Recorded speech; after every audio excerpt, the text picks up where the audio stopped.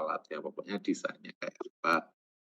Desain implementasi AI dan IoT di dalam kehidupan nyata. Dan di sini instruksinya, satu kelompok itu terdiri maksimal 5 orang, kemudian rancangannya itu berupa inovasi, silakan Anda berinovasi seperti apapun. Berinovasi untuk membantu pekerjaan manusia dalam bidang pertanian, peternakan, atau perikanan. Jadi Anda punya angan-angan apa terserah, pokoknya di bidang pertanian, peternakan, perikanan. Oke. Kemudian masalah yang akan dipecahkan itu harus masalah yang mengacu pada kehidupan nyata. Jadi artinya sistemnya itu mengacu pada problem yang ada di kehidupan sehari-hari di bidang peternakan, perikanan, maupun pertanian. Jadi nggak ngarang-ngarang gitu. Dan usahakan untuk penyelesaian masalahnya juga sesuai dengan kehidupan nyata. Ya. Kemudian rancangan ini dilengkapi dengan detail mekanisme atau cara kerja di setiap bagian. Kemudian pemilihan komponen sistemnya itu mengacu pada tujuan pembuatan. Jadi kalau saya ingin membuat apa namanya ya, sistem monitoring peternakan sapi misalnya kayak gitu ya. Sapinya itu kalau pagi dilepas, kemudian sore itu kembali ke kandang. Saya ingin tahu dia pergerakannya kemana saja, kemudian ketika balik ke kandang sudah terhitung otomatis ada berapa gitu. Jadi Anda bikin inovasi seperti itu, tapi dalam rancangan aja. Nah itu harus disebutkan pemilihan komponennya itu apa saja yang sesuai dengan tujuannya itu, dan nantinya spek komponennya membutuhkan ini, bagiannya sensornya ini, itu harus Anda sesuaikan dengan tujuannya, dengan tujuan pembuatan sistemnya. Kemudian nanti rancangannya itu ditulis dalam dokumen laporan, ada bagian latar belakangnya, berisi uraian, ini tentang, bukan tentang objek, permasalahan yang ingin dipecahkan, dan inovasi yang diajukan untuk memecahkan persoalan tersebut. Itu di bagian latar belakangnya.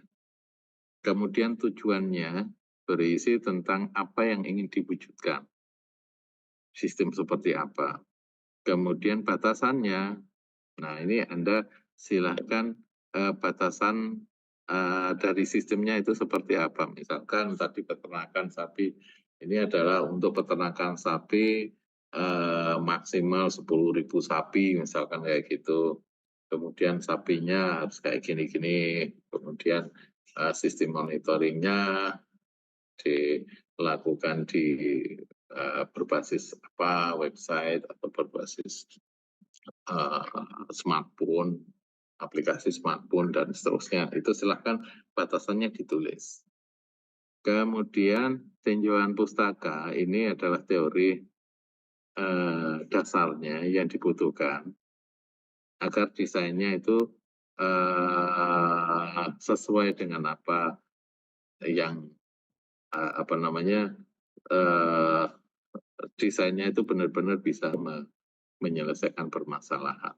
Jadi ada teorinya, komponennya apa saja itu sesuai dengan teorinya. Saya membutuhkan misalkan untuk penentuan posisi, maka saya membutuhkan komponen A, misalkan itu karena komponen A ini. Jadi di dasar teori tentang penentuan posisi itu seperti apa. Itu di tinjauan pustaka. Kemudian di bagian berikutnya baru desain secara komplitnya seperti apa. Kemudian simpulannya dan referensi. Referensi enggak kami batasi, terserah referensinya dari mana saja, dari mungkin permasalahannya itu dari berita, kemudian dari laporan, dari macam-macam, kemudian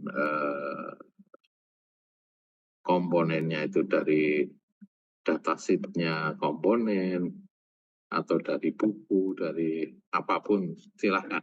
Tahunnya juga nggak kami batasi. Oke. Tapi referensi yang dimuat itu hanya referensi yang digunakan aja, atau hanya yang memuat bagian referensi ini hanya memuat referensi yang diaju di dalam laporan. Jadi di latar belakang mungkin ketika mengungkapkan permasalahannya Anda mengacu dari berita yang mana atau dari apa namanya referensi yang mana, kemudian inovasinya, pemecahan metodenya atau apa namanya mekanismenya, mungkin Anda mengacu pada referensi yang ada di buku, ada referensi yang ada di web, ada di manapun lah, terserah. Nah itu harus dibuat. Nah, oh ya satu lagi saya lupa. Untuk penulisan kutipannya atau referensinya itu mengacu pada ini, pada apa namanya sistem referensi yang APA. Ya. Jadi Anda harus mengacu pada sorry, bukan APA, Harvard. Ya, biar kelihatan angkanya. Jadi sistem referensinya Anda menggunakan versi yang Harvard. Atau enaknya apa ya? Atau Vancouver ya? Sorry, Vancouver ya, saya tambahi.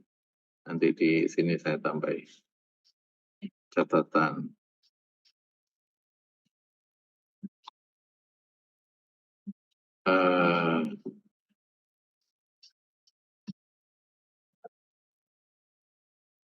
Saya tambah di sini ya, catatan sistem referensi yang digunakan mengacu pada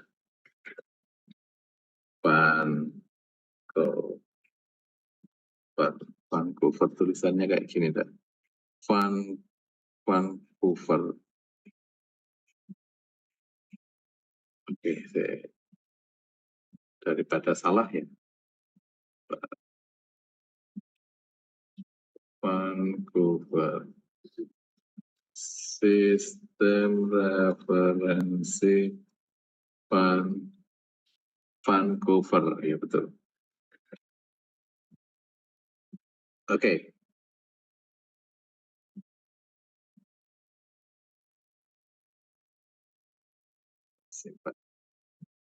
Baik, dari sini ada ini pertanyaan. Permisi Bapak mau tanya Bapak. Iya, untuk file LKM-nya itu belum diupload di MMP Pak, cuma ada Dropbox pengumpulan saja. Oh, iya tak? Sebentar.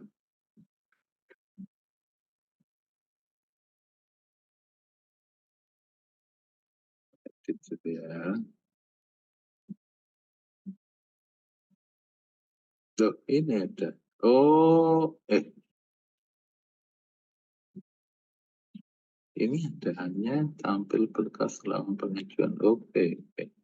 Coba ya.